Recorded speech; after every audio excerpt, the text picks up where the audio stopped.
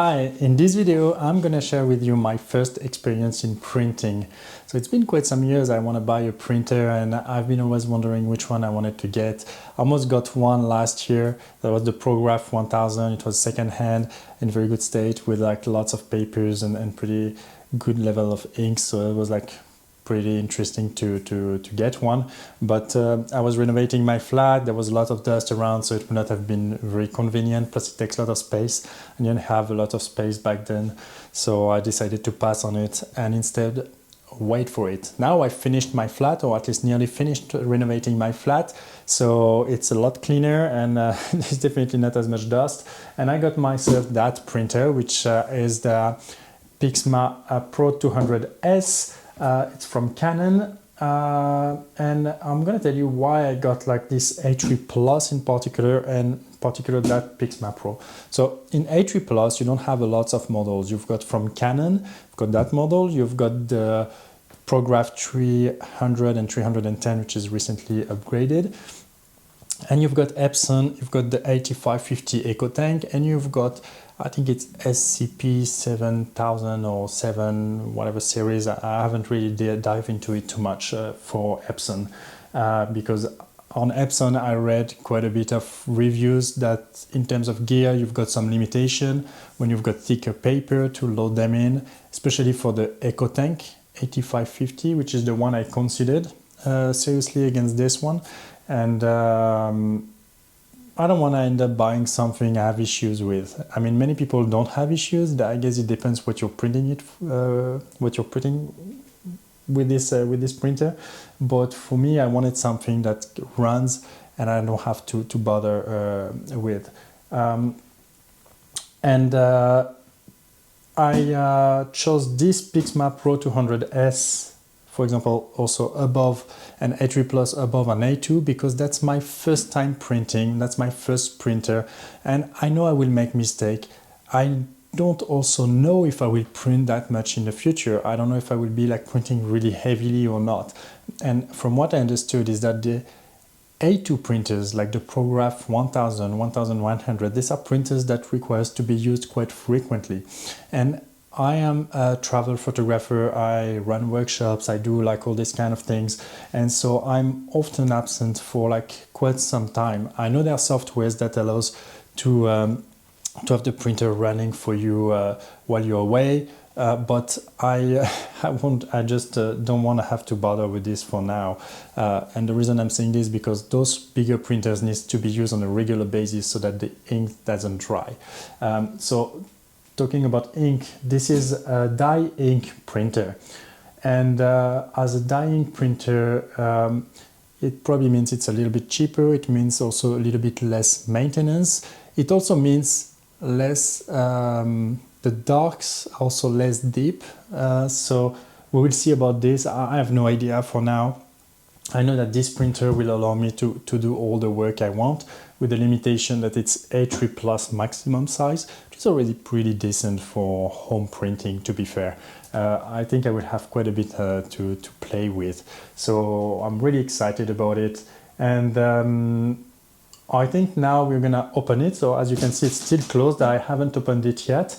I ordered it with another set of cartridge because I might be using it quite heavily over the next week, and in case I need some cartridges, then at least I've got like a spare ones. I hope they pack them inside, we will see. And we're gonna open it and we're gonna take a look at it together. All right, so let's go.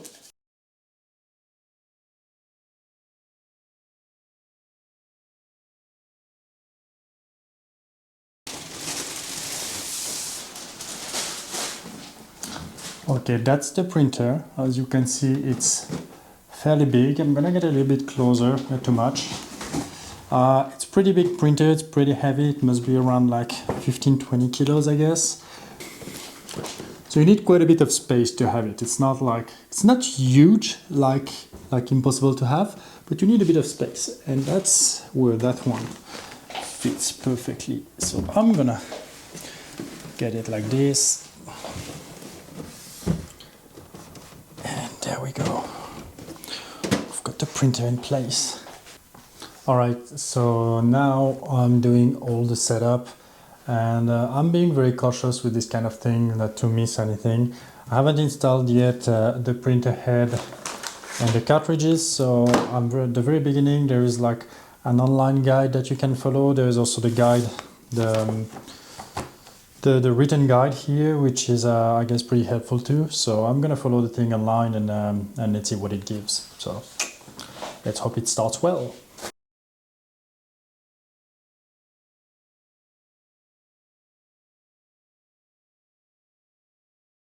So I installed the cartridges and the print head, and now everything is kind of being set up. That's a lot of plastic, a lot of trash here.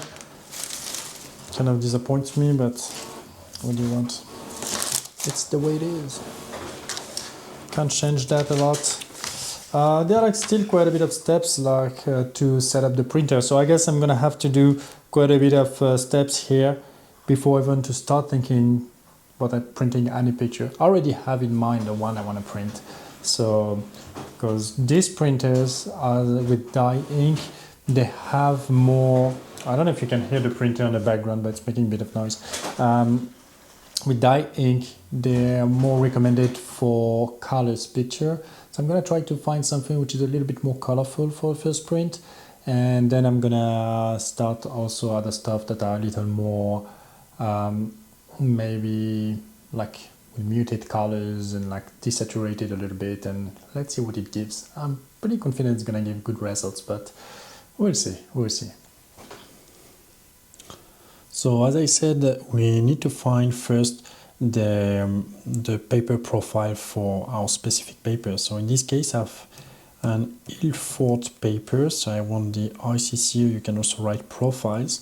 You find here the website, so you go on it, and then you go to view downloads and download profiles.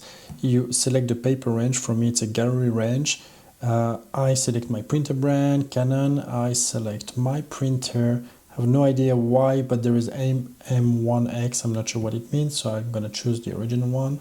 And then I look for my paper. So mine is satin photo. There we go. And then on top, I download the selected profile. So I let it download. In the meantime, I'm gonna go in my folder. I'm gonna go in my downloads. And here I see that this one is downloading. So what I do is that I'll open it here. I'll open, I'll go into my computer. I go in Go, Computer. Oh, sorry, my bad. I'll open another window, new Finder window, place it on left, go in Go, Computer. I'm going to Macintosh HD, then Library. Once you're in Library, you want to go in Color Sync, which is the location where every profile is managed. And then you go in Profiles, and then you've got all the profiles that are present in your computer. And then you want to just pick the one you downloaded, and you just bring it here, so you can write down your password. Why it doesn't ask me for my fingerprint, but anyways, here it is. And now, so it's better to do this with the software from Canon, so the professional print and layout closed, so that it will appear immediately. Otherwise you need to restart it so that it appears. Then I would go, so you go right once you're in the professional print and layout, you go right at the bottom of the software on the right hand side, and you have like a color management section, and then here you will be able to see your profile. So for me that will be the Ilford Canon Pro-200. I might just rename this later on because that's kind of not easy to read, but that's pretty much what you need to do to find your profile here. So now I'm gonna try to work everything out and see how I can print my pictures. Okay, so this has been a long day of discovering, figuring out, I mean, it's about like 10 o'clock and I haven't printed yet anything because I've been trying to fix the printer, set it up, and making sure I have all the connections, like trying to figure out the software. So as I said before, I wanted to print with the Canon software, which is a professional print and layout, whatever software. But I realized that actually I'm more comfortable using Lightroom, for simple reason that all my pictures are stored there, and when I put the profile, as I just showed before, the profile will show up in Lightroom the same way as it does in the Canon software, so it's no problem. I can do all the adjustment I want directly on the raw file, which means that I won't alter any weirdly any JPEG files if I just move a JPEG file into the Canon software. So I'd rather use Lightroom for this purpose. I've prepared my file. I don't know if you can see it. This is that one. It's a picture from, let me put it in full screen, I think I can. It's one of my favorite pictures from Patagonia. I shot it with almost perfect conditions, never had such conditions again, unfortunately, but well, I got them, so I'm pretty happy. And I want to print that one. So as I said, this is the paper I have, so it's 260 grams, it's satin. So as you can see, it's not very shiny. You see, here's on the right, what we can see is the light that I have for lighting my face, basically. And it's a bit shiny. It's not like crazy reflection and crazy shiny, very glossy. So that's what I'm gonna use now, and I'm gonna put it in the printer. So now I do it without any gloves, but I think if I would be more serious about the picture I would print, I would use some gloves and put it in my like to manipulate the paper to avoid any fat from the fingers. So I'm about to do my first print ever, and that's gonna be with you. So it's gonna be pretty cool. So I set up earlier my page. So basically I'm on Lightroom, then I would go on the top right of Lightroom and I would go on print. So I set up my paper. I will print with border. I do it on purpose.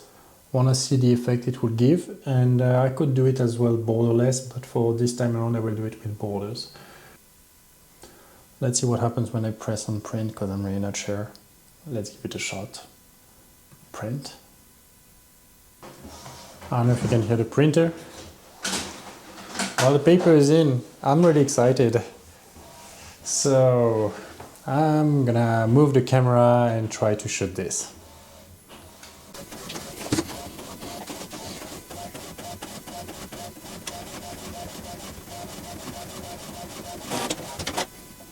And now I'm taking it directly from the printer. Oh boy. Wow, that's really cool. That's really, really cool. So if I stick my eye to it, that's honestly prettier. I will almost do it maybe with a bit of sharpening. As I said, I didn't do any sharpening. I wonder if adding like low sharpening would not add a little bit of something. So that's the print. So of course, between the paper, what the camera records, the color profile of the camera, you won't have the real colors that I'm having here. But so that's the print, that's the picture. It's honestly really, really nice. I don't think the rendering you have on camera, as I said, is as good as what I would see with my with my eyes. What I'm pleasantly surprised with is the paper. So as I said, it's not glossy, it's satin. So if you face with a pretty strong light, I mean the light even from the ceiling or my light I'm using here, it's not very shiny. There is no like direct, very strong reflection, a little bit of reflection, but it's not matte completely. And I think what will be important for me from now on will be also to remember the paper and put some comments on each paper. Like I think I'm going to create kind of an Excel sheet and remember what I need to do with each paper. I will create some profiles, some presets based on the paper in Lightroom, but then like work with the paper and say, okay, if this is the Ilford gallery, whatever, then don't forget to push a bit the highlights or something like that along those lines, because I think that will be something really good. I actually think I reduced quite a bit the highlight on this picture and I should have kept them a little bit higher up. But oh my god, I'm really happy about it. So that's the first print I've ever done on my own, and that's a success in my opinion. I think I'm gonna work a little bit on all these kind of things over the next few weeks. I'm gonna share quite a bit of things, whether it's on my social media, whether it's my on my Instagram, on my YouTube, and I think it's gonna be helpful for everyone. So it's gonna be a lot of fun and it's gonna be a lot of interesting stuff to do. So yeah, looking forward to exploring this new area of photography. It's really exciting and can't wait to do it more. So with that, I wish you good luck with your photography and see you next time for another video.